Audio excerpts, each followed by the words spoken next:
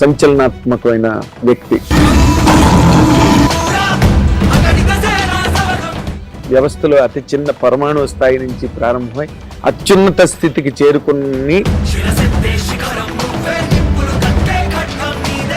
ఎప్పటికప్పుడు తను అత్యంత వినూత్నంగా తాజాగా ప్రజెంట్ చేసుకునే ఈ వ్యక్తి పేరు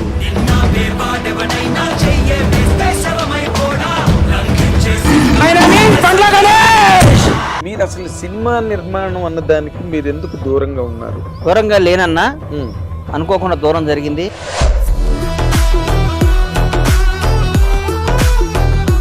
సినిమా ఇండస్ట్రీలో మీరు ఆల్రెడీ ఒక స్లాట్ లేదు పవన్ కళ్యాణ్ కూడా సినిమా తీస్తే ఏంది ఏంటంటే అది ఎంతమంది కలవ కదా సినిమా ఇండస్ట్రీలో. పవన్ కళ్యాణ్ అనే ఆయన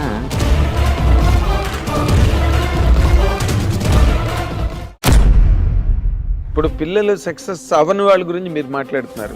సక్సెస్ అయిన వాళ్ళు ఒక రామ్ చరణ్ గారు, ఒక జూనియర్ ఎన్టీఆర్ గారు, ఒక మహేష్ బాబు, అదృష్టం. చంద్రబాబు నాయుడు గారిని అరెస్ట్ చేసి నా కడుపు రగిలిపోయింది. అంటే అధికారం ఇంత ఇట్లా మాట్లాడిస్తా? అధికారం ప్రజాస్వామ్యం, జనం గెలిపించిన వీళ్ళు మేమే రాజులో ఉన్న ఫీలింగ్ ఇస్తారు. వాడు ఓడిపోయిన వాడిని, కష్టాల్లో ఉన్న వాళ్ళని నువ్వు ఎదవ్వి, నువ్వు దొంగవి, నువ్వు అది ఇది, వాడు పవర్ లేనప్పుడు పొరలు తీసేసిన పావుని ఏ అంటే ఎట్లా? నల్లమ్మల అడవిలో ఇంకోపురం తీసుకొచ్చి దన్నాను.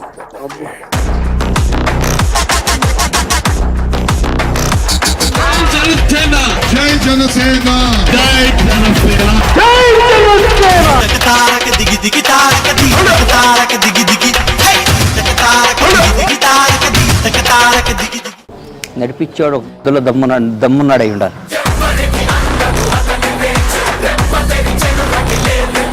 పవన్ కళ్యాణ్ గారు నాకు ఇక అంతకంటే అల్టిమేట్ ఇవ్వలేడు.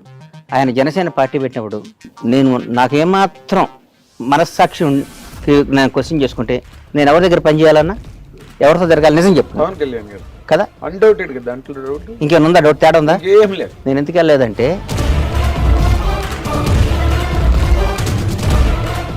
పవన్ కళ్యాణ్ గారితో పాటు హీరోలుగా వచ్చిన వాళ్ళు, రేవంత్ రెడ్డి గారితో పాటు రాజకీయాల్లోకి వచ్చిన వాళ్ళు, చంద్రబాబు నాయుడు సమకాలికులు, ఆయనతో పాటు ఎంతమంది వచ్చారు, ఎంతమంది ఉన్నారు? ఎవరయ్యారు? పవన్ కళ్యాణ్ అయ్యాడు. చిరంజీవి గారు తమ్ముడు అయ్యాడంటే ఎట్లా? పవన్ కళ్యాణ్ చిరంజీవి గారిని కూడా తలదన్నే స్థాయికి వెళ్ళాడు. నిజంగా మాట్లాడుకోవాలంటే అంటే నేను మనస్పాటి నాకు పవన్ కళ్యాణ్ కాదు. ఇప్పుడు నెక్స్ట్ చిరంజీవి గారికి భారతరత్న అన్న దాని మీదే చర్చలు సినిమా ఇండస్ట్రీలో చాలా వేడిగా వాడిగా జరుగుతున్నాయి. కానీ భారతరత్న మనం గౌరవించుకోవాలంటే కొండా సురేఖ్ గారు ఆ విధంగా మాట్లాడినప్పుడు కూడా మీరు ఏం మాట్లాడలేదు ఎందుకు? నేను కాంగ్రెస్ మనిషిగా నేనేం మాట్లాడలేనన్నా.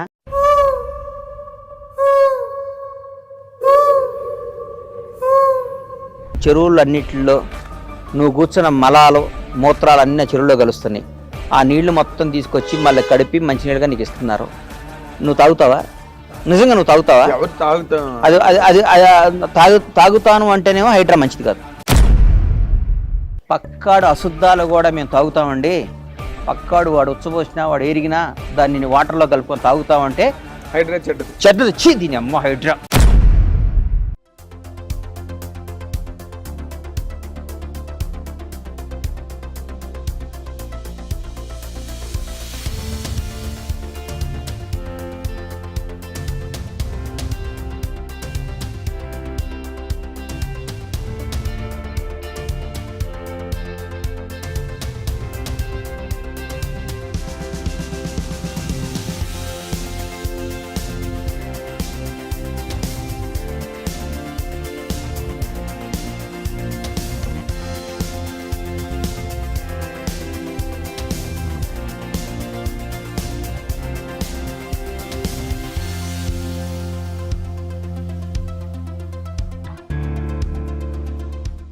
హిట్ టీవీ అభిమాన ప్రేక్షకులకు స్వాగతం. నేను మీ Nagendra Kumar.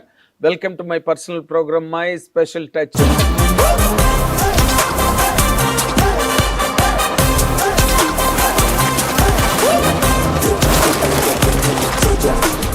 Really it is a great special touch in this morning. ఎందుకంటే ఇప్పుడు మాతో పాటు ఉన్న ఈ గెస్ట్ లేదా మనతో పాటు ఉన్న ఈ గెస్ట్ హిట్ టీవీ ఇంటర్వ్యూని కన్సిడర్ చేసి ఈ రోజున టైంని స్పేర్ చేసిన ఈ గెస్ట్ ఒక సంచలనాత్మకమైన వ్యక్తి. వ్యవస్థలో అతి చిన్న పరమాణు స్థాయి నుంచి ప్రారంభమై అత్యున్నత స్థితికి చేరుకుని కూడా ఎప్పుడూ కూడా తనదైన సంస్కారాన్ని, తనదైన సంస్కృతిని ఎక్కడా వదిలిపెట్టకుండా, అనుబంధాలని పక్కన పెట్టకుండా ఎప్పటికప్పుడు తను అత్యంత వినూత్నంగా తాజాగా ప్రజెంట్ చేసుకునే ఈ వ్యక్తి పేరు అటు రాజకీయాల్లోని పాపులర్, యువతల సినిమా ఇండస్ట్రీలోని పాపులర్, అటు ఫ్రెండ్ సర్కిల్స్ అన్నిట్లోని అతను అత్యంత ప్రీతిపాత్రమైన మనిషి. ఆ వ్యక్తి ఎవరో కాదు, he's none other than Bandla Ganesh బాబు. ఇప్పుడు మనతో పాటు ఉన్నారు. Let us really welcome him with both the hands. Good morning అన్నయ్య. గుడ్ మార్నింగ్ అన్నయ్య. గుడ్ మార్నింగ్ గణేష్ బాబు. నేను నువ్వు హిట్ టీవీలో చేస్తున్నావు, సూపర్ హిట్ టీవీలో చేస్తున్నావు, దేంట్లో నాకు తెలియదు నిజంగా. నేను ఇప్పుడు మీరు చెప్తే వింటున్నాను. నేను ఇది నాగేంద్ర కుమార్ గారికి ఇస్తున్న ఇంటర్వ్యూ. నేను లాస్ట్ 1 year నుంచి ఇంటర్వ్యూలు వద్దులే, ఎందుకు మన పనులు మనం చేసుకుందాం అని బిజీగా ఉన్నాను. కానీ మీతో నాకున్న 30 సంవత్సరాల సాన్నిహిత్యం, మీరు నన్ను 2 years బ్యాక్ తమ్ముడు ఇంటర్వ్యూ చేద్దామన్నారు. తప్పకుండా అన్న ఎక్కడన్నా మీరు కనపడ్డప్పుడు నాకు ఆ గిల్టీనెస్, ఎందుకు మాట ఇచ్చాం పాప అనవసరంగా, పెద్ద ఆయనకి మంచోడు కదా అన్న, నాగేంద్రానికి ఇంటర్వ్యూ ఇవ్వాలి కదా అని మీతో కలిసి ఇంటరాక్ట్ అవుదాం కొద్దిసేపు, మీతో కలిసి కొద్దిసేపు మనస్ఫూర్తిగా మాట్లాడుకుందామనే కానీ దీని ఒక ఇంటర్వ్యూ లాగో మీరు ఒక ఛానల్కి ఇద్దామని కానీ కాదు. ఇది నా బ్రదర్ నాగేంద్ర కుమార్కి ఇస్తున్న interview. Oh really I'm honoured. ఎందుకంటే మీ ఇంటర్వ్యూ గురించి అని ఛానల్స్ వాళ్ళు ఎలా పరిగెడతారో, మీ కంటెంట్ కోసం ఎంత దానికి ప్రయారిటీ ఇస్తారో నాకు బాగా తెలుసు. అండ్ అఫ్ కోర్స్ మీడియా అందరికీ కూడా తెలిసిన విషయం. అదేం పెద్దగా నేను కొత్తగా ఆవిష్కరిస్తున్న సత్యమేం కాదు కానీ, బట్ ఈ సందర్భంలో కూడా in spite of your busy schedule నా మీద గౌరవం ఉంచి, ఎందుకంటే అలాంటి మనుషులు తగ్గిపోతున్నారు సొసైటీలో గానీ ఇండస్ట్రీలో గానీ, but still you're leading it. Thank you so much. చిన్న జీవితం ఇది, క్లీన్ గా వెళ్తానికి ప్రయత్నం చేయాలి. ఈ రోడ్ లో కూడా అప్పుడప్పుడు స్పీడ్ బ్రేకర్స్ వస్తాయి, దెబ్బలు తగులుతాయి, ఎదురు దెబ్బలు తగులుతాయి, లేచి కట్టుకోవాలి. స్పీడ్ బ్రేకర్ తగిలితే మళ్ళీ లేచి నిలబడి పరిగెట్టడమే జీవితం. మరి రీచ్ అవ్వాల్సిందే కానీ ఇట్లాంటి మామూలు చిన్న చిన్నవి కదా ఉంటాయి. నాకు మీరు మాట్లాడుతుంటే చాలా విచిత్రమైన విషయం ఇప్పుడే అనిపించింది ఏంటంటే, మీలాంటి చాకచక్యం గల మనిషి, ఓర్పు నేర్పు ఉండి స్థిమితమైన మనిషి, స్థిరమైన మనిషికి కూడా ఎదురు దెబ్బలు ఉంటాయండి. జీవితంలో దెబ్బలు లేకుండా, జీవితంలో కష్టాలు లేకుండా, జీవితంలో ఏమీ లేకుండా ఉన్నాడంటే నమ్మకం ఎవరిని, ఎవరికైనా. ఆఖరికి బ్యాంకులో వర్క్ చేసుకున్న ట్రక్ దగ్గర నుంచి, పాపం ఆర్టీసీ కండక్టర్ గారి దగ్గర నుంచి, చిన్న పని ఆడి సమస్యలు ఆడుకుంటాయి. ముఖేష్ అంబానీ సమస్యలు ముఖేష్ అంబానీకి ఉంటాయి, అదానీ సమస్యలు అదానీకి ఉంటాయి. సమస్య లేదు, నేను చాలా హ్యాపీ అండి, నేను పొద్దున్నే లేస్తానండి, వాకింగ్ చేస్తానండి, టీవీ చూస్తానండి, పేపర్ చదువుతానండి, రామకోట రాసుకొని పడుకుంటానండి. అట్లాంటి వాళ్ళు ఎవరో ఉంటారు కొందరు. వాళ్ళకి జీవితంలో ఏ ఆశ, ఏ గోలు ఏమీ లేదు, వరకు వాళ్ళకి తిండి కూడా వేస్ట్ అని ఫీల్ అవుతాను నేను. అంతేకన్నా ఎందుకు జీవితం పుట్టినాక ఏదో ఒకటి చేయాలి కదా. ఒకవేళ జీవితంలో ఏమీ చేయకపోతే ఎట్లన్నా, నేను కానిస్టేబుల్ కొడుకునిలే, మాకు ఆ స్థాయి ఉండదు, మనకి ఎందుకులే, మనకి ఇండస్ట్రీలో మన ఎవడ పైకి రానిస్తాడులే, మనం ఏదో చిన్న జాబ్ చూసుకుందాం, మనం సీఏనో సిడబ్ల్యూసీని చదువుకుందాం అనుకుంటే, ఇవాళ తెలుగు జాతికి ఒక మెగాస్టార్ ఉండేవాడు. మెగాస్టార్ చిరంజీవి ఉండేవాడే చెప్పు. ఉండరు. ఆయన రైట్ రిస్క్ చేశాడు, ఆయన చేయాలనుకున్నాడు, సాధించాడు. క్రీస్తు పూర్వం క్రీస్తు తర్వాత లాగా చిరంజీవి గారి ముందు, చిరంజీవి గారి తర్వాత ఇండస్ట్రీకి రాశాడు. ఇది రాబోయే 100 సంవత్సరాల తర్వాత కూడా చిరంజీవి గారి ముందు, చిరంజీవి తర్వాత అని చెప్పుకుంటాం. చరిత్ర అది. వాస్తవానికి ఏదైనా మనం గెలిచినాడిది రాజు అనేటానికి గర్వంగా చెప్పాలి. ఓడిపోయినప్పుడు ఈ ప్రయత్నంలో లోపం వచ్చిందిరా బాబు, ఇంకోసారి ట్రై చేయని చెప్పాలి. కానీ నీకు అర్హత లేదయ్యా, నువ్వు ఓడిపోయావంటే ఎట్లా? వాడికి ఏ ఇన్సిడెంట్ వచ్చిందో, ఏ కారణాల వల్ల ఓడిపోయాడు అది. అంటే నేను నా ఉద్దేశం ఏంటంటే, because I have seen you coming in to the film industry, వినోదం సినిమా ఫంక్షన్ లో, ఈ రోజుకి నాకు నిన్న జరిగినట్టు ఉంటుంది. ఈ పులులు సింహాలు ఉన్న ఈ అడవిలోకి ఒక లేడి పిల్లలాగా వచ్చాను నేను అని చెప్పి మీరు మాట్లాడడం నాకు బాగా గుర్తు. బాగున్నాను.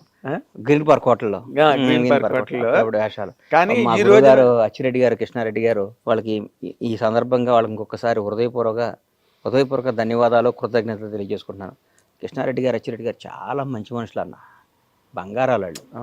ఎంత మంచివాళ్ళు అండి వాళ్ళు. చూసావా వాళ్ళు ఎంతమందికి ఆ రోజు లైఫ్ ఇచ్చారు. ఇలా అయ్యో ఎంతమందికి ఎన్ని సినిమాలు తీశారు, ఎంత మంచివాళ్ళు. కృష్ణారెడ్డి గారు తెల్ల పుస్తకం అని కృష్ణారెడ్డి గారు నిజంగా.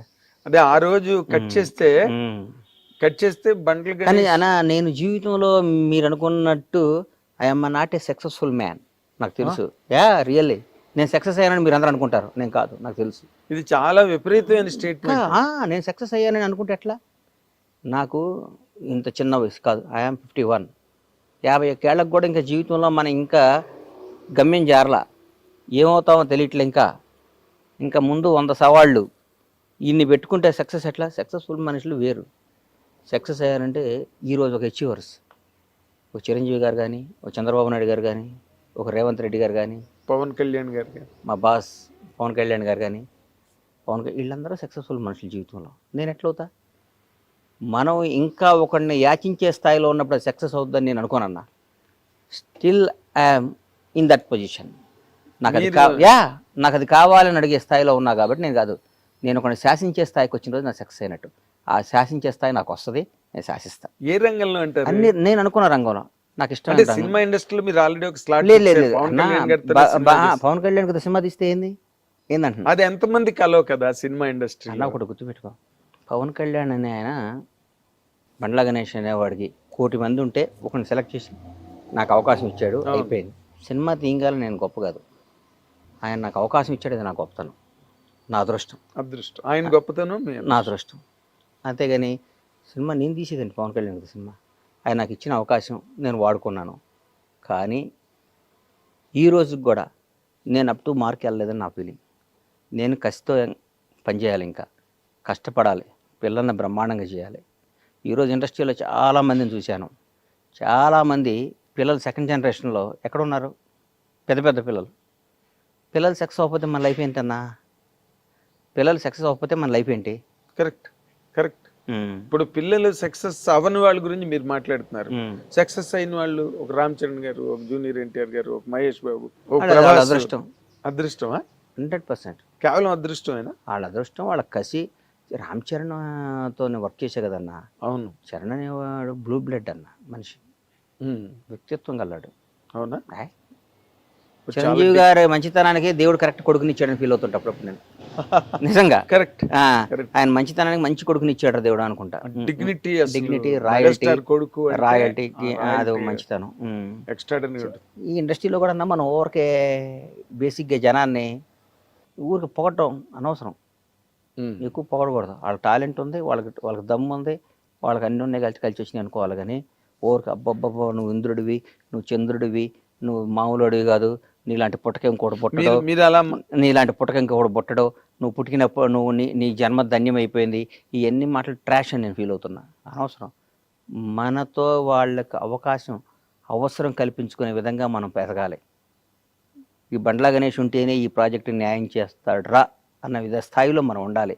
ఈ పని చేయాలంటే బండ్ల గణేష్ ఉంటేనే బాగుంటుందిరా అనే ఆలోచన వాళ్ళకి కలిగే విధంగా మనం పెరిగితేనే మన సక్సెస్. కానీ సార్ మీరు ఎంత పొడుగు సార్, మీరు నడిస్తే అద్భుతం సార్ అంటే చాలామంది ఉన్నారు.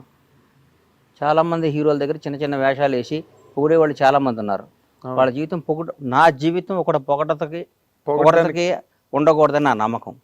నేను పొగిడించుకునే స్థాయిలోకి రావాలని నా ఆశ. వస్తా అన్న కాదు అంటే ఇంకా మీరు పొగిడించుకునే స్థాయిలోకి రాలేదు. ఎక్కడ వచ్చానన్నా? నిజంగా మాట్లాడతాం. ఇదేం అచీవ్మెంట్? ఇది అచీవ్మెంటా?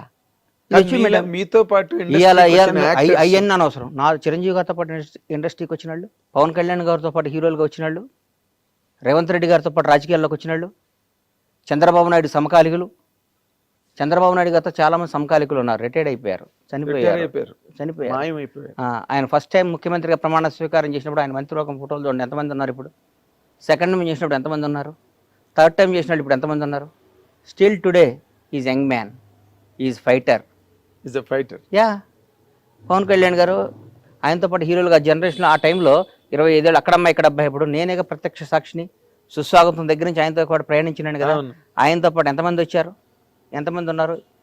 ఎవరయ్యారు? పవన్ కళ్యాణ్ పడయ్యాడు. చిరంజీవి గారు తమ్ముడు అయ్యాడంటే ఎట్లా? చిరంజీవి గారు తమ్ముడు లేరా? చిరంజీవి గారు చాలామంది లేరా? చిరంజీవి గారు బంధువులు లేరా? ఎందుకు పవన్ కళ్యాణ్ చిరంజీవి గారిని కూడా తలదన్నే స్థాయికి వెళ్ళాడు. నిజంగా మాట్లాడుకోవాలి అంటే నేను మనస్పాటి నాకు అని కాదు. చిరంజీవి గారు కూడా ఆశ్చర్యపోయిన సందర్భాలు ఉన్నాయిగా. పవర్ స్టార్ అని అరుస్తుంటే చిరంజీవి గారు గ్యాప్ ఇచ్చి మాట్లాడకుండా నేను కూడా అంటే పవన్ కళ్యాణ్ గారి మీద కూడా నేను నా జీవితంలో ఒక ఈడు ఆహాహా అని పొగడకూడదు అనే డెసిషన్ తీసుకున్నాను నేను. ఎందుకు పొగడాలన్న మనం పొగిడించుకునే స్థాయికి రావడానికి ప్రయత్నం చేయాలి. అంటే మీరు ఒకరిని ఆ విధంగా చాలా అంటే అలంకారప్రాయంగా మీరు పొగిడిన సందర్భం ఒక్కసారి నేను చూశాను. అది పవన్ కళ్యాణ్ గారిని పొగడపోతే నాది బతుకు కదన్న.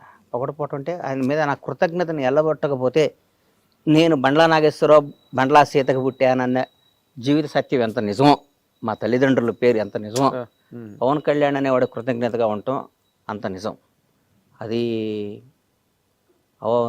జనం అనుకోవచ్చు, పవన్ కళ్యాణ్ పొగుడుతున్నాడు రా, అది నేను అవసరం లేదు. నా జీవితం నువ్వు ఎప్పుడైనా చెక్ చేసుకో అన్న. నేను ఎవరైనా సింహభాగాన్ని ఉన్నప్పుడు వాడితో గొడవ పడుతుంటా. రాష్ట్రాన్ని శాసిస్తున్నారు, కనుసైగితో శాసిస్తున్న టీఆర్ఎస్ ప్రభుత్వం మీద ఎదిరినాడు నేను. అవును, భయం, పొగడలేదు ఎప్పుడు, నెవర్. నా ప్రాణం పోవటానికే నేను సిద్ధపడతా, నేను పొగను. నేను కాంగ్రెస్ దాదాపు మీరు 2004-2003 బొత్సన్న 2004 అప్పుడు. అంతకుముందు నేను 2000 నుంచి నేను వాళ్ళతో సన్నిహితంగా ఉన్నా. 2000 నుంచి నన్ను చూశారు మీరు. అవును, నేను ఏ రోజైనా పార్టీ మారానా? ఏం లేదు. 2009లో చిరంజీవి గారు పార్టీ పెట్టినప్పుడు కూడా చిరంజీవి గారు అంటే ఇష్టం, నేను పార్టీ మారానా? మారలేదు.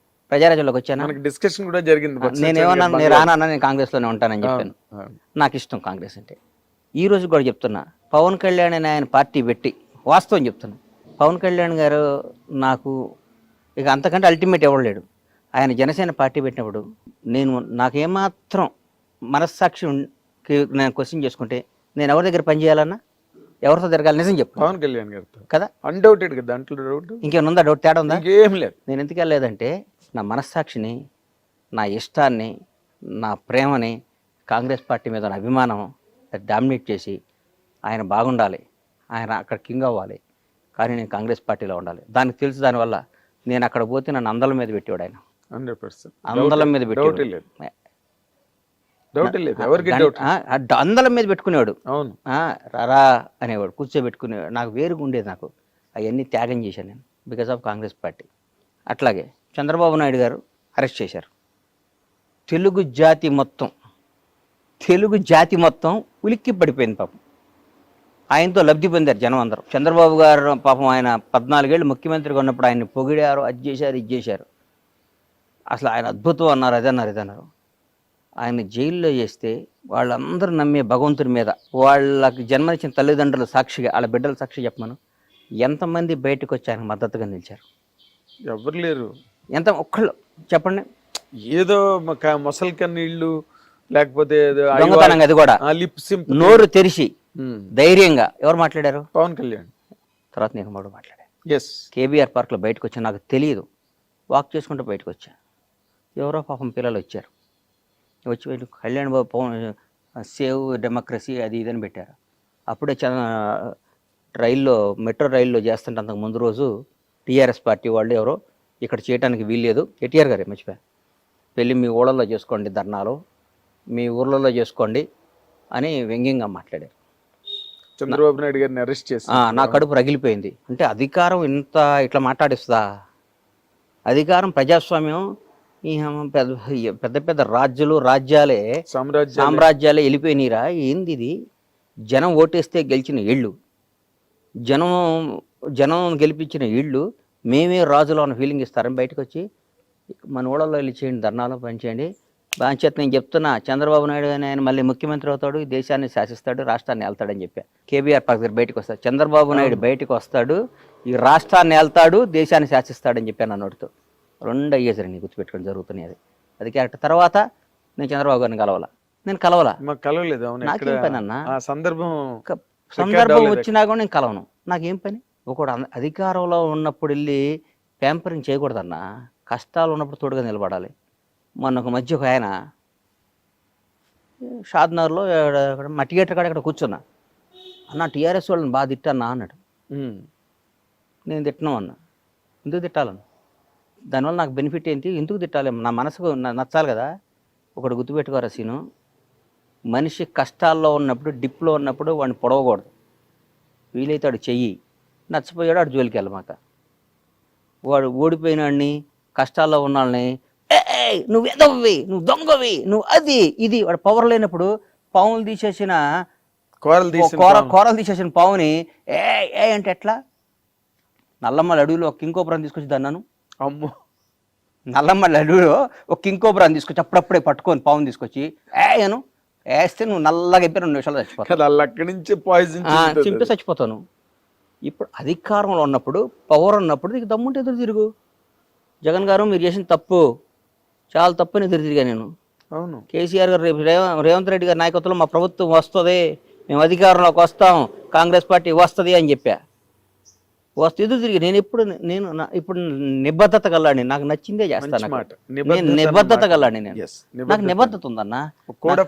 అంతే, నాకు నిబద్ధత లేకుండా ఇవాళ నాగేంద్ర కుమార్ గారు పవర్లో ఉన్నాడు కాబట్టి నిన్నటి వరకు వాడు ఆ రోజు ఎదవండి. నేను చాలా చెప్పాను బాగుపడమని.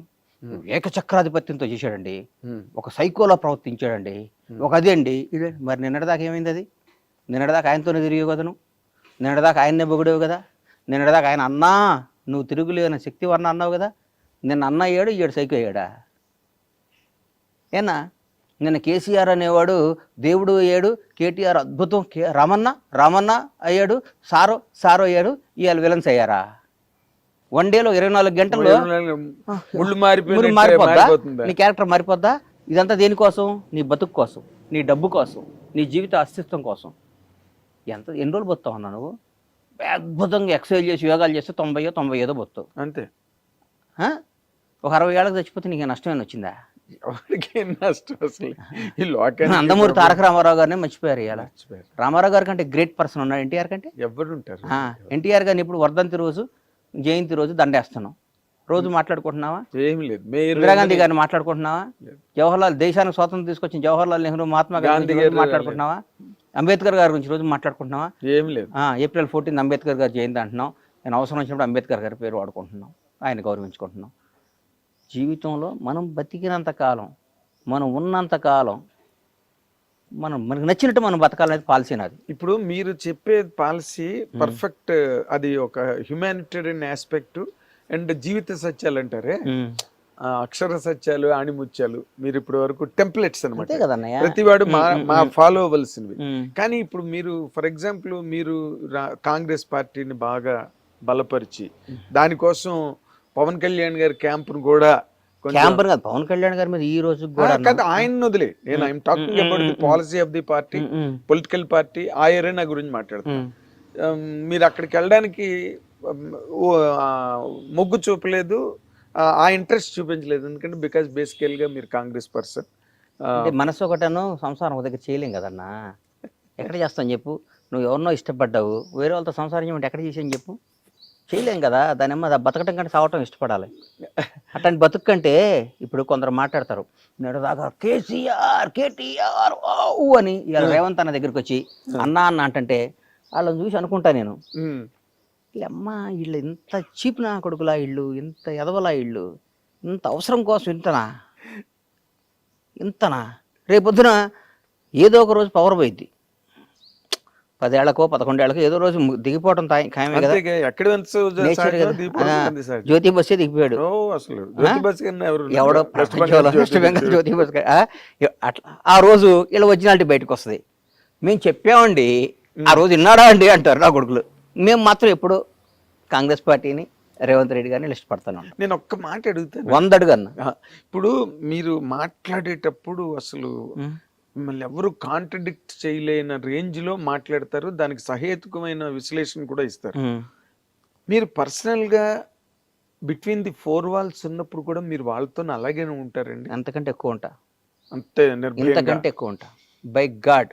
అవునా? నేను ఈ మధ్య బాగోదు, నాకు ఇష్టమైన ఒక మంత్రి దగ్గర కూర్చొని అంటే, మీరు ఇట్లా చేస్తే మళ్ళీ ఇంకోసారి మనం అధికారంలోకి రామన్నా, మనం అధికారంలోకి రాం, మీరు అట్లా చేయమాకండి.